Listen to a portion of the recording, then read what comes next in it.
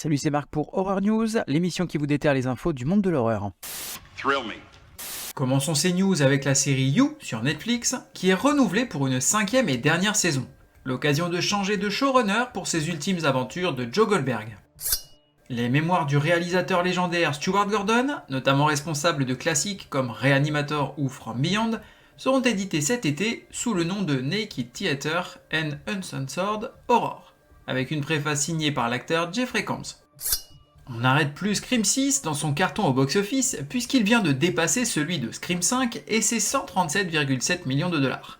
Reste à savoir s'il battra le premier opus mythique et ses 173 millions. Quelques news sur la série dans l'univers de la saga Vendredi 13 du nom de Crystal Lake.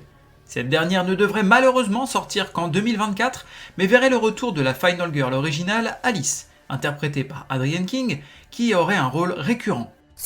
Le studio 20th Century souhaite faire un remake du film La Mouche depuis des années, et des rumeurs récentes voudraient que l'actrice et mannequin Zendaya soit pressentie pour y incarner l'un des rôles principaux. Reste à savoir si le projet va enfin avancer et si cette dernière sera intéressée. Le duo de réalisateurs français Julien Maury et Alexandre Boustillot se lance dans l'adaptation du thriller littéraire Le Mangeur d'âmes d'Alexis Leipzger. L'histoire suit l'enquête sur une série de disparitions d'enfants et de meurtres sanglants dans un petit village de montagne sans histoire, réveillant ainsi une vieille légende nimbée de soufre. Un remake du film Toxic Avenger serait en préparation avec Macon Blair, responsable de Green Room, à la réalisation, et on retrouverait au casting entre autres Elijah Wood, Kevin Bacon et Peter Dinklage. Des rumeurs voudraient que la série X-Files pourrait renaître de ses cendres sous l'impulsion du réalisateur Ryan Coogler, notamment réalisateur de Black Panther. Tout ce qu'on sait pour le moment, c'est que ce serait un projet avec un casting entièrement nouveau. Le film Le Peuple de l'Enfer de 1956 devrait avoir droit à son remake avec Chris Winterbauer au script et Robert Kirkman à la production, notamment créateur du comics The Walking Dead. On y suivait des scientifiques découvrant par hasard une vieille cité abandonnée et une antique peuplade d'albinos vivant loin de toute lumière dans une région reculée d'Asie.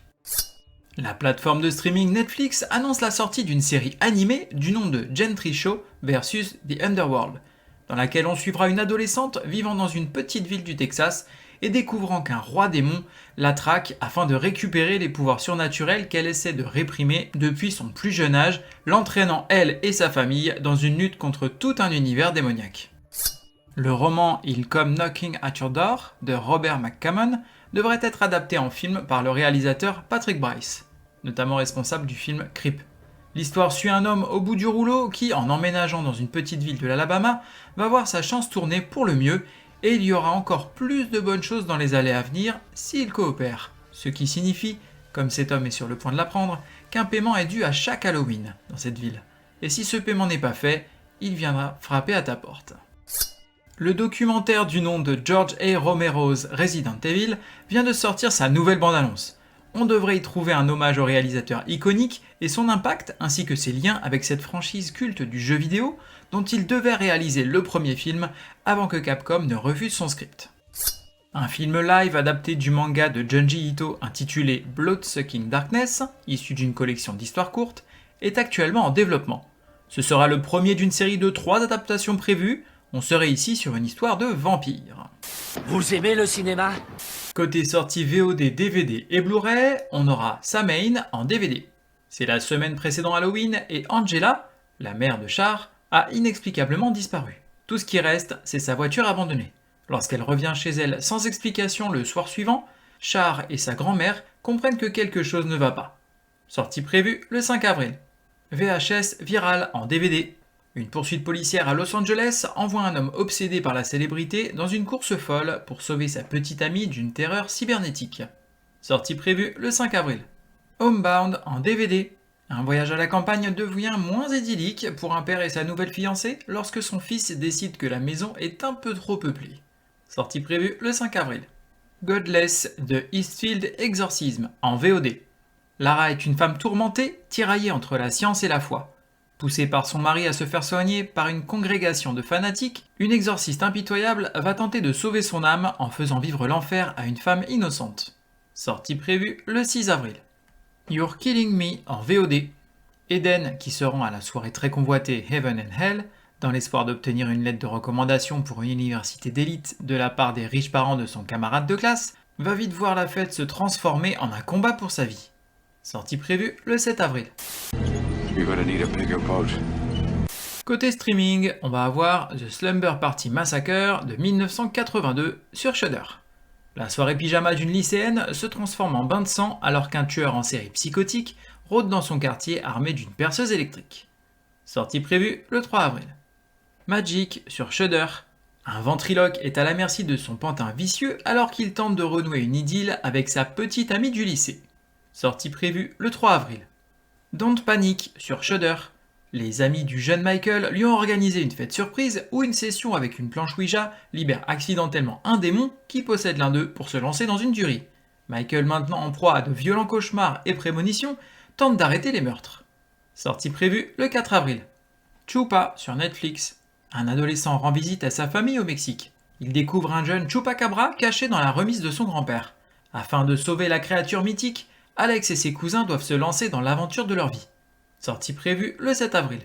Il y a une formule là-dedans. C'est ce qu'on fait de plus simple comme formule. Tout le monde est suspect. Côté série, on va avoir Slasher saison 5, Reaper, sur Shudder et AMC+.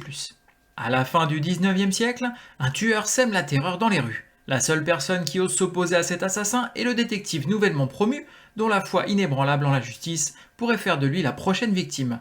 Sortie prévue le 6 avril. What do you think? Zombie kill of the week? Côté sortie jeux vidéo, on aura Meteor Maker sur PC, Xbox et PlayStation. Jeu de construction mais aussi FPS qui se déroule dans un monde post-apocalyptique. D'un côté, il est possible d'incarner le Mastermind pour concevoir des niveaux de A à Z, et de l'autre, de faire équipe avec d'autres joueurs pour essayer de survivre aux attaques sournoises du maître du jeu. Sortie prévue le 4 avril. Trust no one, Mr. Mulder. Le saviez-tu? Pinhead, charismatique chef des Cénobites dans la saga Hellraiser, et Michael Myers auraient dû se rencontrer dans un film du nom fantasmé de Halloween. L'idée était dans les cartons depuis un moment, mais la sortie du film Freddy vs Jason relance l'intérêt autour du concept. L'histoire suivait un groupe qui, en tentant de détruire la maison de Michael Myers, découvre la configuration de Le Marchand, le cube maléfique de Hellraiser, et libère Pinhead. Michael Myers retourne chez lui et confronte Pinhead jusqu'à un dernier acte amenant nos deux légendes en enfer. Le film ne s'est apparemment pas fait car un sondage auprès des fans s'est révélé négatif. Merci à vous d'avoir suivi cette émission, je vous invite à me suivre sur les réseaux sociaux, Facebook, Instagram et même YouTube, à me laisser des commentaires, des avis ou m'envoyer des messages, je me ferai un plaisir de vous répondre. Vous pouvez également vous abonner et mettre des avis ainsi qu'une note sur les différentes plateformes de podcast, que ce soit Apple, Spotify, Deezer, Google Podcast, afin de m'encourager et d'aider à faire connaître le podcast. Il ne me reste plus qu'à vous souhaiter bonne semaine et bon frisson.